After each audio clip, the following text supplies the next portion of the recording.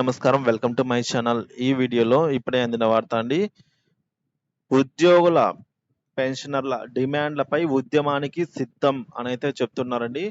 So, 36 డిమాండ్లపై అయితే ఉద్యమానికి సిద్ధం.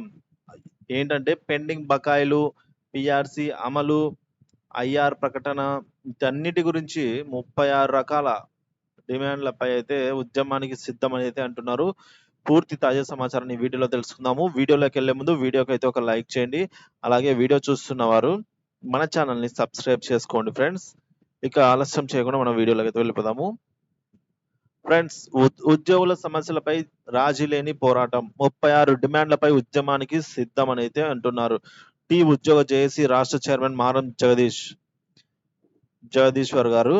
ఇక రాష్ట్రంలోని ఉద్యోగ, ఉపాధ్యాయ, కార్మిక, పెన్షనర్ల సమస్యల పరిష్కారానికి రాజీ లేని పోరాటం చేస్తామని ఉద్యోగ జేఏసీ టీఎన్జీఓ రాష్ట్ర చైర్మన్ మారం జగదీశ్వర్ ఈ మేరకు స్పష్టం చేశారు. జగిత్యాల జిల్లా కేంద్రంలో టీఎన్జీఓ భవన్లో ఆయన మీడియాతో మాట్లాడుతూ ఈ మాట చెప్పారు. పెండింగ్ లో ఉన్నటువంటి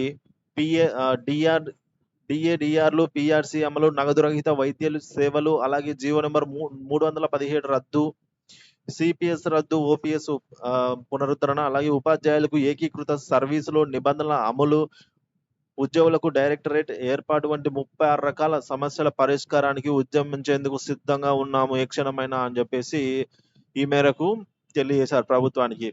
ఇక సమావేశంలో జేఏసీ కోశాధికారి షాహిద్ బాబు, సహా అధ్యక్షులు అమరేందర్ రెడ్డి, పెన్షనర్ల జిల్లా అధ్యక్షుడు హరి అశోక్ కుమార్, అలాగే టీజీఓ నాయకులు కందుకూరి రవిబాబు తదితరులు అయితే ఉన్నారన్నమాట.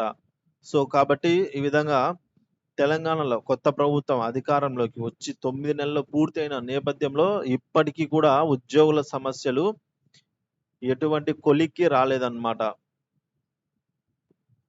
కాబట్టి ఈ నేపథ్యంలో ఇంకా ఇంతవరకు సహృదయంతో వేచి చూసాం. ఇంకా వేచి చూసే పని లేదు, ప్రసక్తే లేదు. ఏదైతే కాంగ్రెస్ ప్రభుత్వం మాట ఇచ్చిందో నిలబెట్టుకోవడం లేదు అని అయితే అంటున్నారు. దీని గురించి వెంటనే సీఎం గారు స్పందించాల్సిన అవసరం అయితే ఉందండి.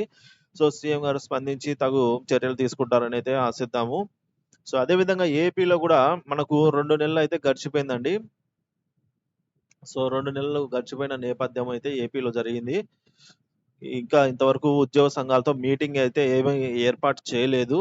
వాస్తవానికి వస్తానే అధికారంలోకి చేపడతానే ఉద్యోగుల సమస్యలు నెరవేరుస్తాము, పీఆర్సీ అమలు, ఓపీఎస్ ఇవన్నీ తీసుకొస్తామని చెప్పారు. డిఏ మేమిస్తాం, టీఆర్ మేమిస్తాం ఇవన్నీ చెప్పారు.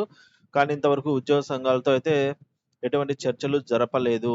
సో ఇక్కడ కూడా ఉద్యోగులు చూసినంత వరకు చూస్తారు, అలాగే ఉంటుంది. సో కానీ మన ఏపీ సీఎం మాత్రం ఇది ఉద్యోగుల ప్రభుత్వం కాబట్టి ఉద్యోగులకు సంబంధించి ఖచ్చితంగా ముందు జాగ్రత్తలు తీసుకొని అంత పరిస్థితి అయితే తీసుకున్నారండి. ఎందుకంటే మొన్న జరిగిన జియో గెజెట్ నోటిఫికేషన్ ఏదైతే ఉందో సిపిఎస్ ని మళ్ళీ పునరుద్ధరిస్తున్నట్టు అంటే పొడిగిస్తున్నట్టుగా సిపిఎస్ గెజెట్ విడుదల అవ్వగానే సీఎం వెంటనే స్పందించి దాన్ని తీసేశారన్నమాట. సో ఆ నోటిఫికేషన్ అయితే అది అమలు కాకుండా తీసేశారు.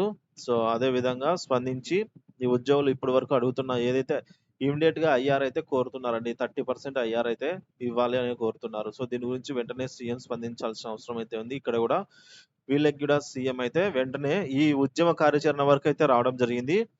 సో కాబట్టి సీఎం వెంటనే స్పందించి మంచి నిర్ణయం తీసుకుంటారని అయితే ఆశిద్దాము. Thank you for watching this video.